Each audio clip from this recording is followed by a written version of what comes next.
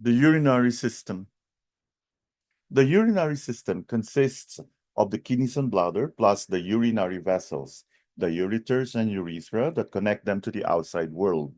Blood enters the kidney via the renal artery. It passes through smaller vessels to the nephrons for filtering. Clean filtered blood leaves the kidney via the renal vein. Urine is collected in the renal pelvis and passes into the ureters, where it flows to the bladder for storage prior to urination through the urethra.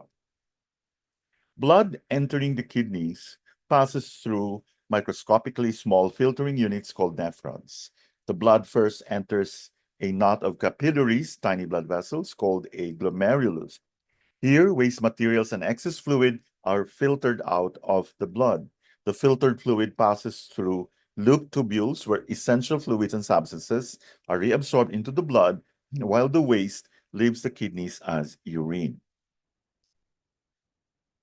So this is the picture of the nephron.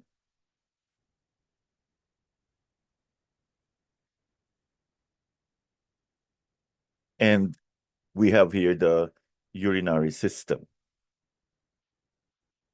So the cortex of the kidney is filled with 1.5 million nephrons. These are the filtering units. The adrenal gland sits on top of the kidney. Then we have the renal pelvis that collects newly filtered urine. This is the right renal artery. And then we have the ureter carrying the urine to the bladder, and the urine stored in the bladder. The urethra carries urine during urination.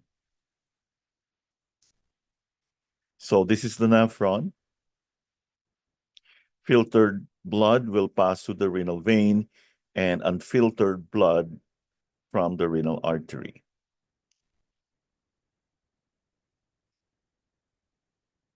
Thank you for your attention.